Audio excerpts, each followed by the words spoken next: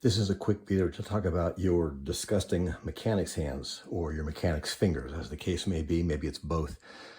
So full disclosure, I did not use my own hands to do that thumbnail picture. I just copied and pasted that off the internet somewhere. So I may get copyrighted on that.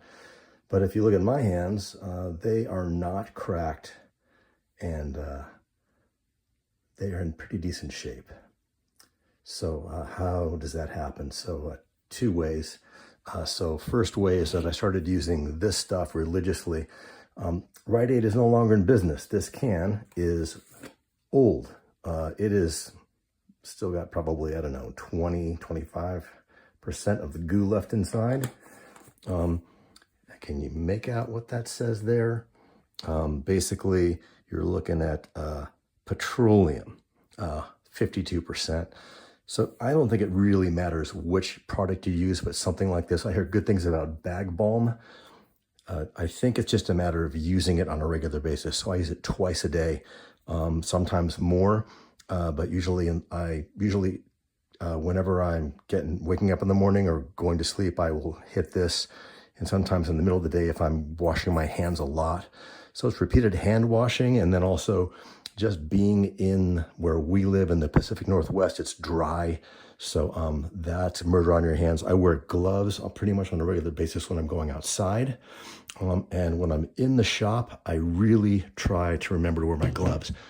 If I'm doing very tight, close work, sometimes I won't. Oh, by the way, I forgot to mention. So just when you're done, you just need a little bit of this stuff.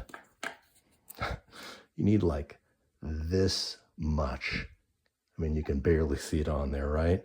So I just take that and I work it into the fingertips and then just kind of massage it in. Right? And then there's not much residue left. And then whatever is left, I just have an old terry cloth rag to finish it. Okay, so in the shop. So I usually wear one of these three.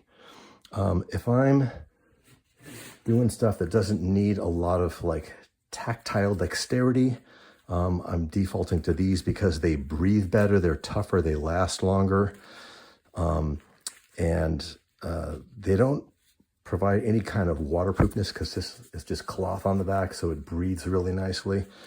But I'm often wearing these or some derivative of them. If I'm doing stuff where I know I'm going to get dirty, I'll wear these guys. So these are the 9 mil. They're the extreme duty. All this stuff, Harbor Freight, just because it's the cheapest place I could find to buy gloves. The thing that is a downside about these is they do not breathe well at all. So they're tougher. They last longer. A shock-proof box, but they're not comfortable for long periods of time.